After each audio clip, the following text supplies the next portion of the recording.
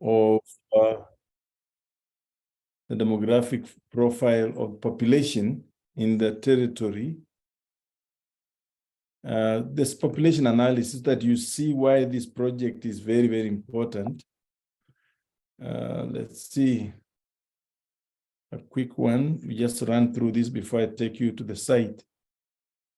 Now, you look at the country of Burundi, and I just want you to notice the population analysis and in terms of percentage. Children below 14 years are around almost 44% of population. And then you can see 15-24, almost another 20%. So that is already 60-something, 6% of population. Young people who are less than a degree and below, unmarried. Yes, just that. If you add up to 30, 35 years, it means that you have almost 70 or 75%. You look at Djibouti, the population of those who are less than 14 years is almost 30%, and followed by 20%. And if you get 25 to 54, which are many years, that's about 30 years, you have 40%. So this is actually the only country. But if you look at the population above 55, it is 5%, and then from 65 years, it's just about 4% of population. In Ethiopia, the structure is about the same, 0 to 14, it's about 40%. Come to young people, youth, it's 9 years. You know, that gap of 9 years only, we have about 20%, which is about the same. And then here you can see it's gone down. And if you get 55, 64, it's 4.42, and above 65, yes, 3%. Kenya, where we are coming to, 0 to 14 is about 39% of population. And that is the highest. You look down the figure, 65 and above, 3% only. And so this is just the trend. And you look at Rwanda, it's even bigger. Almost 41% are children below 14 years. And this is the age you have been working on. Somalia, around 42% are children below 14 years. South Sudan, 42%, just about the same thing. Tanzania, 42.7, that's about 43%.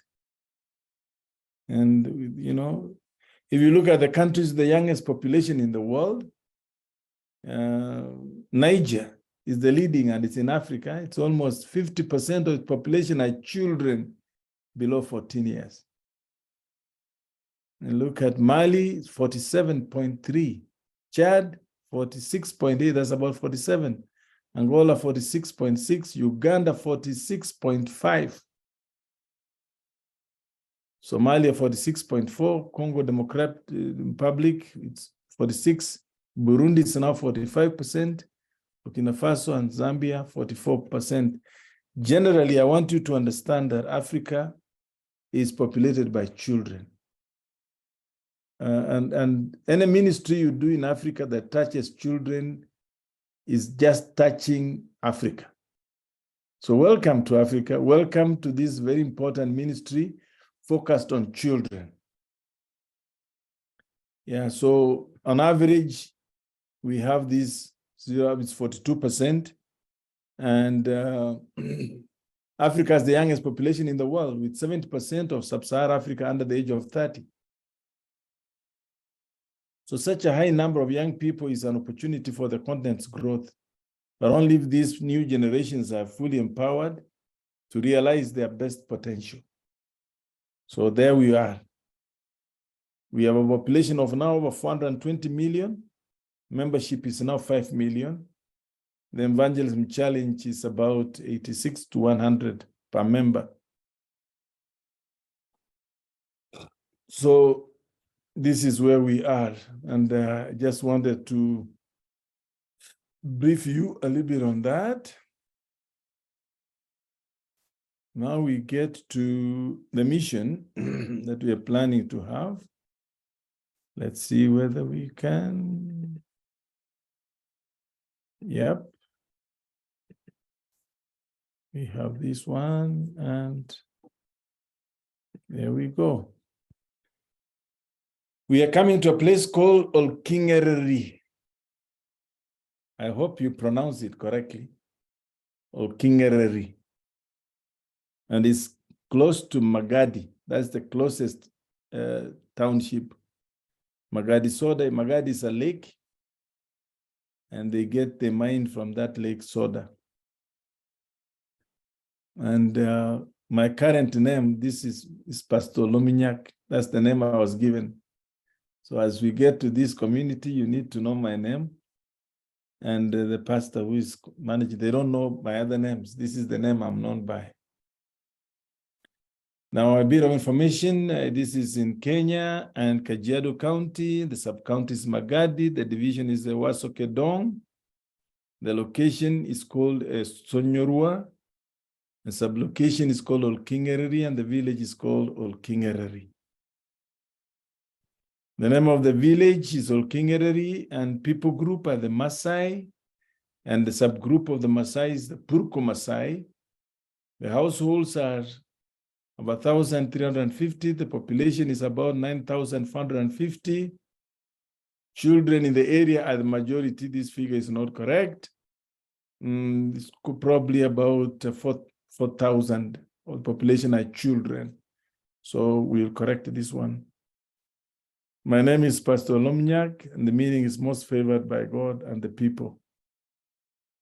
The distance from Ongata Rongai, where I live, is 170 kilometers by road.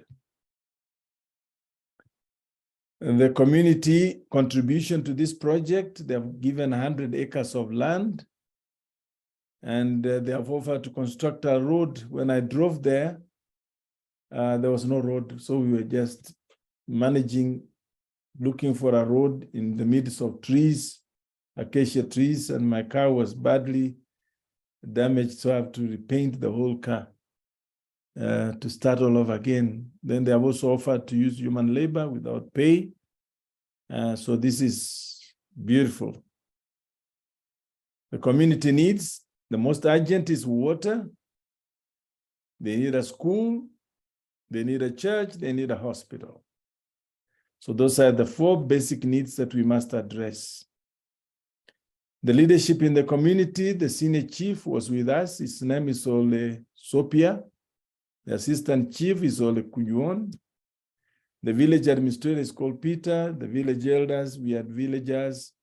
The church contact person there is a missionary pioneer who has been sent there called Siaire Pascal. And he had a translator called Moses Kemeter. Of course, we are coming to Africa. That is a continent, and Kenya is part of this. All of you know. This is Kenya, the map of which is Kajiado County, and Kajiado County is the southern part, close to Tanzania, the border. And this is the map of Kajiado County. I live somewhere up here in a place called now Ongata Rongai, and then you have to drive to Kajiado Central, Kajiado West, sorry, Kajiado West, somewhere close by, this side close to Tanzania, is 170 kilometers by road. That's where we are going for the project. Now, these are some of the videos. This is the place where we are going. This is, we met under a tree. You can look at the terrain. You just listen to some of these videos. They are short ones. This is Pastor Josephat from Bus from South Nairobi, Kajiado Field, the Vice Director. Yes, and Pastor, what is the name of this region? This is a place called Olkingereri. Yeah, it is under Kiabonyoke Ward, Kajiado County. Why did you get interested in this area? Last year, 2022, when I was doing evangelistic campaign at a place called the Sonogo, during the baptism, when I was doing baptism, I met one Zay who was actually from this locality. And he mentioned that I came from Kenyan. He told me that I will not be baptized here. He will come and baptize me at a place called Kenyan. And that really attracted me. Because one, the name of Kenyan, I had my uncle, my father's brother, whose name was Kenyan. So that really attracted me. And indeed, I think the Lord was speaking to me through that music. What is very unique about this place? One, this place is an ended area. Two, this is typical Maasai. No any other tribe. Typically Maasai people. These are the Maasai people who are still practice their their traditions. There are early marriages here. Young children of 9 years to 12 have been married by old musees of 60 years. Two, they are still FGM. The young girls are still being circumcised. And this place is really far. It is far from the city. And they are just pastoralists. They only depend on the livestock here. The goats, the cattle. They're purely pastoralists. So those are the unique things that I can see here. And when you see, there is a school here. This is a class, a natural class under a tree. Many children who are coming here, they are getting education under this tree. So those are the unique things that really are attracting me to be this place. Well, so you can hear that. That is just about this place here. Now you can listen to the senior chief. My name is called Bernard Sophia, senior chief area, the zonal location. This area is called Orkingereri place. And this area, they have a very many challenges. No water, no hospital, no church. So please, I borrow you to come to help this area. These people of the Orkingereri place. I'm living here, and this is my area. And then I know here, even me, my children, it is here. So I tell this church, welcome anytime. When Chief, which group of the Maasai? This group of the Maasai is Purko group. The Purko Maasai. Yes, the Purko Maasai. Thank you very much. Yes. And I just want to know, you have shared the needs, but what are you willing to provide? Because from number one, I see there's no road, very good road to this place. I think the Maasai is. I am ready to go to take care of the people who's going to grow the road. Okay. To make a road, and then to send the school. Okay. Yeah. Are you ready to give land? Yes, I'm ready. Okay, so if you are ready to provide the land and you do a road, Yes. to be easy for anybody who wants to help to come Yes. and provide help. Yes. Wonderful. So I would say the size of land you give is what will challenge God. How much He can bless you. So you give enough land. Big land. You will give big land. Yes. May God bless you so much. Okay, welcome. And we look forward to working with you. Okay, thank you very much. Thank you so much. Welcome. Thank you. Thank you. Well, that is the chief. And then the elders in the village, we interviewed them and the women and children, both boys and girls, to hear their opinion. Just get an idea.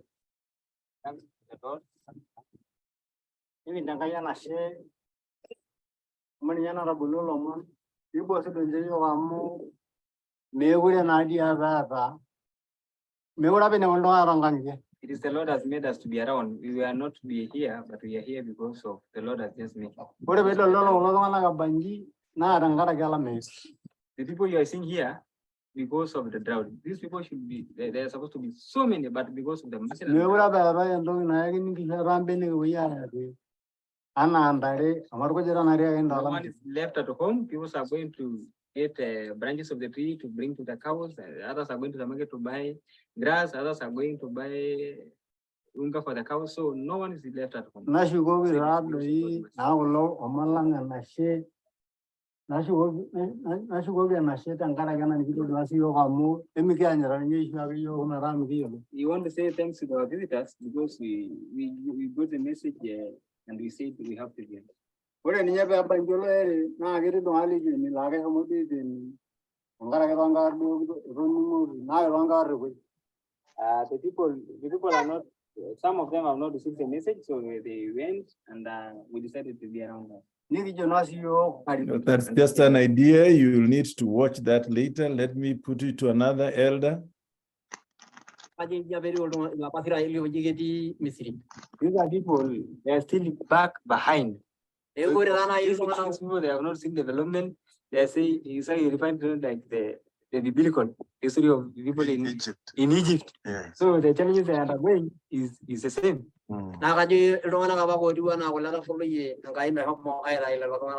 So seeing you actually thinking of some maybe goods you have for them. So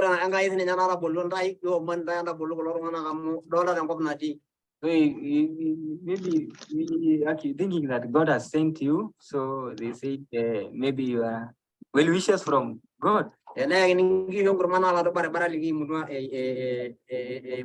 So cows to get unga, it is through that road. A sick person is through that road. So kilometers away. I think you have. If you go this home, in every manyatta, you will see a cow standing inside a shed, standing because of the drought. We cannot even go to get water. And we have only one dam with water. And they can get over even tomorrow. But if that water gets over by bad luck, the cows will die, all the animals will die. Earlier, they had people died because of somebody being dehydrated because of lack of water. So if these people don't get water, they'll get dehydrated and die. They have had, you're actually telling a story of earlier on, having people died of dehydrated, somebody being dehydrated and die, of which it is possible. Okay, so we will spare that. And you want to hear the testimony of this lady?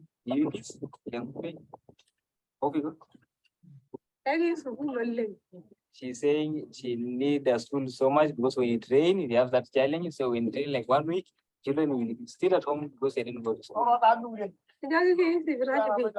Also saying get the hospital is the better. Get the hospital is better because they have a challenge. Taking a child from here to Sonora, helping. So there is a challenge. Put on dress. So when she's saying the challenge, when the mother is able, she takes time to access to hospital is very far. So you have that challenge. So when she's pregnant, then maybe they have labor pain because there's no there at the time. Then that she takes some time to access to the health facility. Unafanyaje? Wacha kusimama juu ya tumbo. Wewe. And also get a church, we highly appreciate it.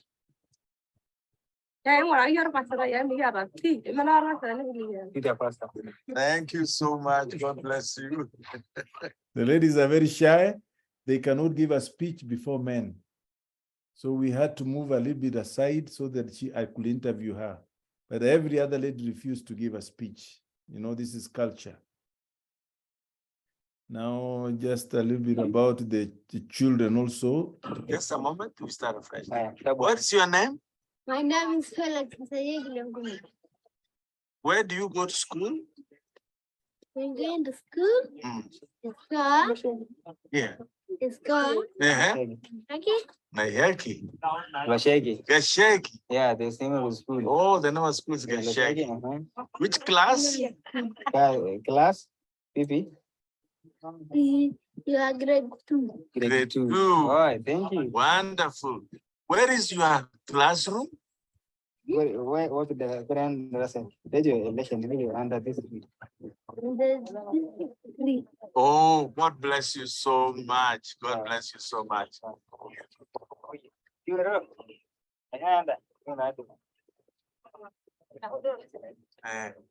Naitwaje?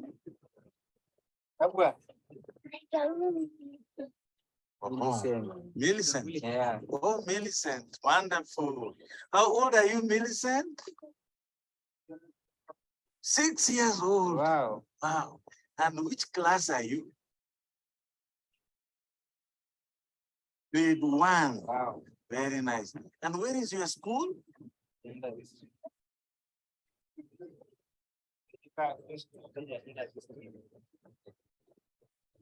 Oh, you study under this tree. Okay. You like us to build a school for you? Yes. Wonderful. May God bless you, Millicent. Okay. Thank you. Thank you.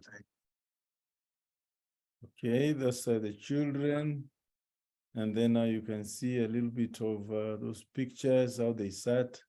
Women sit separately, the men separately according to age, and then the children separate.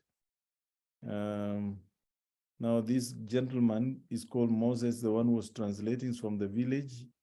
He got educated elsewhere, and now he's able to communicate in English.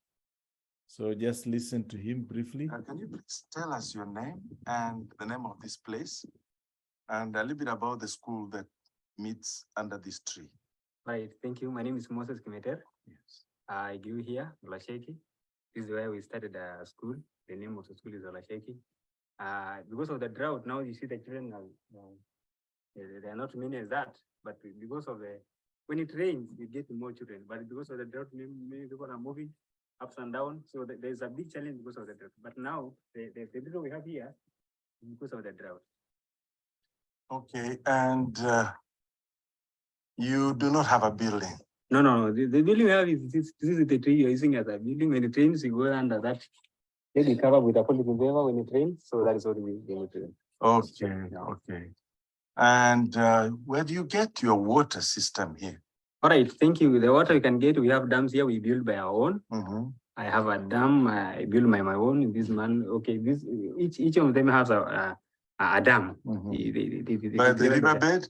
No, without the source of water we get is because of when it rains. But when there's no rain, we have that challenge of water. Oh, you have the challenge of water. The water we're using is red. I wish you could get to see, but you'll see later on.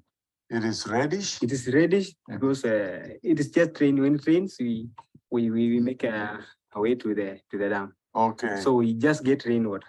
Get rainwater. Yeah. That's the best. But I can order and then you see. Yes, that will be fine. Yeah. And so even if you do a borehole, it will still be salty. No. No. It will be the water is not salty. It's only so it is the color. The color. The color is red because of no, it is not salty at all. Yeah, I can even order. Yeah, it will be nice. Oh, that would be great to see. Yeah. But in other words, but you don't have a borehole that's permanent? You don't have permanent. The water we have is from the dam. From the dam? It's the dam we build by our own. I make my own dam for cows. When it dries, we move. You move to look for water elsewhere. You know, these are people are not They are not pastures. Yes. You see that it is dry. Yeah, now it's very dry and rocky everywhere. So if you get water. Yeah. Wonderful.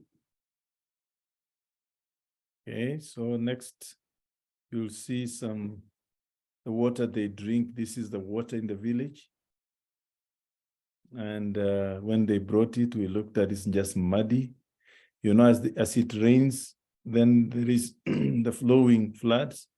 They dig a hole somewhere and then they collect the water. That's what they preserve and use throughout for human consumption and for their animals. And that's what was running out, and they did not know how to survive. They were almost breaking camp to look for water far away.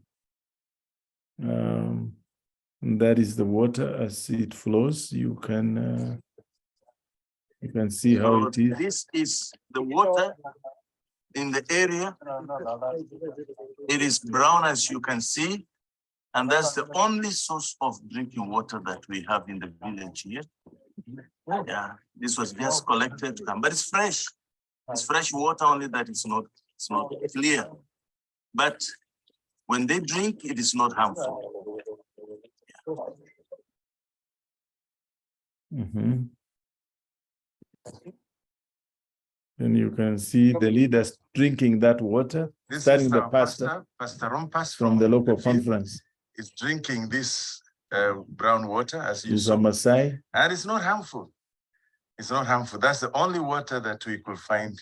The next to him is our local chief, and he also can survive on this water here. He tells me it's not harmful at all. It's not harmful. And the assistant chief is next to him, and he also tells me that this water is not harmful. It's not completely harmful, so, but it can be made better. Thank you so much. Mhm. And of course, Currently, this is the classroom under that acacia tree, surrounded by stones. This is where the school, this is the classroom when it doesn't rain. And I'm informed when it rains, then they have to move into this simple shelter, and they cover it with a polythene paper on the roof so that it doesn't rain on them. Then they do their classes inside here. If I can go through this entrance, you can get inside, and here is where they do their classes. This is where they do their classes. Very, very needy place. well, so we started moving now for them to show us the land. Walking towards the site, the land which has been allocated by the community for the development of school and other developments in the church and the rest. This community is more open-minded than the one at Ivitilal. And ahead of this team, the man in yellow is the chief, the senior chief of the area. The one in light blue is the assistant chief, and the rest are local leaders and the missionaries to this place. And they're all leading us to see the land which has been allocated to the Seventh-day Adventist Church in this village. The name of the village is a little bit challenging, but I'll get it written down and we'll learn how to pronounce it.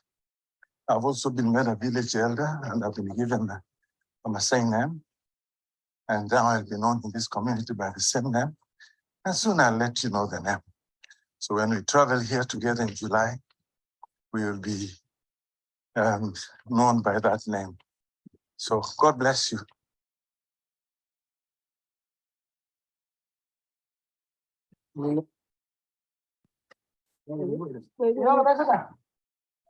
This is the nature of the landscape. The acacia trees everywhere. An indication that there is enough water underground. So in case we'll have even to do a borehole, it is very suitable. And when it's rainy season, the place will look more green and shrubby. And the land is more flat with very slight slope and very easy for construction of buildings. Very stable indeed. I appreciate and recommend this place highly. This is the leadership from the community. led by the senior chief and his assistant, and the leader from the local conference, our field here, that came out to represent the community to show us the piece of land which they have dedicated to God for development. And follow me now as you look at the expanse of the land. This is one extreme end, and then it stretches to the hills that you see beyond there, all that land, and it stretches further to this section of the other extreme end of the hills. All that land has been set aside.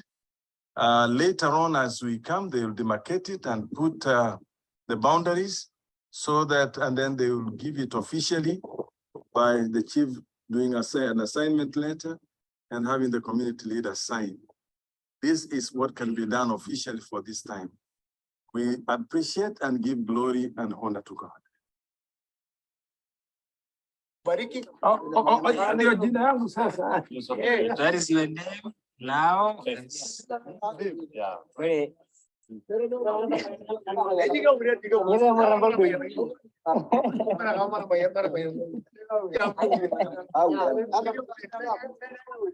Ore lele mzee, ore lele na udi na ikinjelele, na kijelele, omunyak. A name given to and a name given to Lomunyak, that is your name, Masai given, Nikimbarikia na arnenye. being blessed by a Masai elders. Nikijana mudi ambego ya damunye yo. And this is a stick being given to Lomunyak Na damunye kuna garang. as a symbol, as a sign of leadership. Na damunye kuna romonoka. And also this stick, whenever you come this place, Na damunye just kishwa. come with and remember them. Eru mingishu ankare. This is a blessing. Neru mingera ankare. Blessing him. Nikiru sukuru. They asking for Nikiru school, sipitali. get a hospital here. Na shukunye senya ude neko yoga senya angarna. Ana alaba bo kena wo yorda angarna jolo. Being asked to be one of them, partner, working with them. Arama ya senya roge kuna ineja bege njole. Actually saying that Ashole wa second man is blessing. That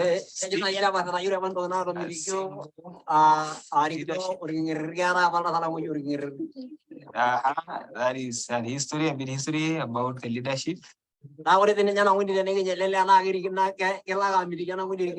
So he's saying this symbol of leadership being given to this to Olomunyak, that's a new name given. That sign of leadership. In Masa, if we are given a stick like that, the second thing is being so close to that man. So these things have to say thanks once more. So you've been given a stick. Older.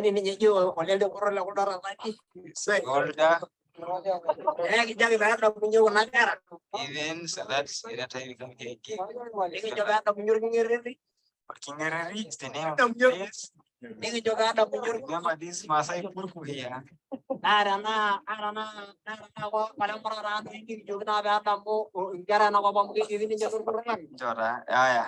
You have been given a stick now. Lomunyak is the name and the stick symbol of leadership.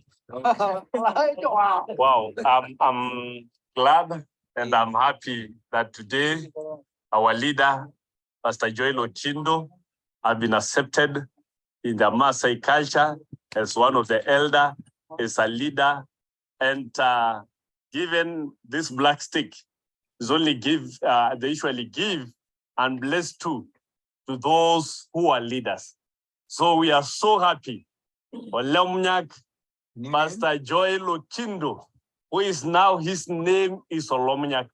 The name Pastor Olomnyak mean favor before God and before people.